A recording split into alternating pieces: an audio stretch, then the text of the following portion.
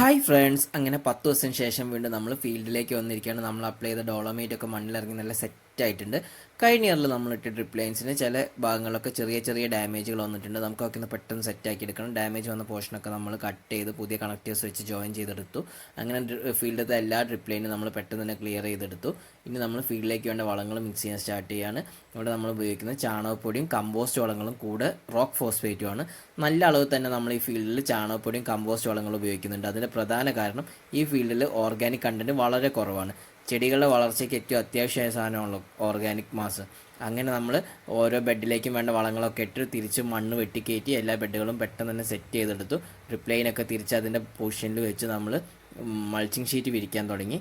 പെടപെടാന്ന് പറഞ്ഞിട്ടോ നമ്മൾ വർക്ക് കിടക്കുന്നത്. നല്ല മഴയ്ക്കുള്ള സാധ്യത കാണുന്നുണ്ട്. നല്ല ഇരുട്ടും കയറി വരുന്നുണ്ട്. അതിന് മുന്നേ എങ്ങനെയെങ്കിലും വർക്ക് തീർക്കണം. വേഗം മൾച്ചിങ് ഷീറ്റൊക്കെ വിരിച്ച് നമ്മൾ പിന്നെ ഓരോ പ്ലാന്റ് വെക്കാൻ വേണ്ട ഹോൾസൊക്കെ സെറ്റാക്കി എടുത്തു. അപ്പോഴേക്ക് തന്നെ നല്ല മഴയും തുടങ്ങി. പിന്നെ വീഡിയോ ഒന്നും എടുക്കാൻ പറ്റിയില്ല കേട്ടോ. ഇത് പിന്നെ അടുത്ത ദിവസമാണ് ഞാൻ വീഡിയോ എടുക്കുന്നത്. പ്ലാന്റിംഗ് ഒന്നും നമുക്ക് കാണിക്കാൻ പറ്റിയിട്ടില്ല. നമ്മളിവിടെ പ്ലാന്റ് ചെയ്തിരിക്കുന്നത് ചെണ്ടുമല്ലി തൈകളാണ്. ഓണം വരുമല്ലോ, അപ്പോൾ ഓണത്തിനേക്ക് കണക്കാക്കി നമ്മൾ ചെണ്ടുമല്ലി തൈകളാണ് ഇവിടെ പ്ലാന്റ് ചെയ്തിരിക്കുന്നത്.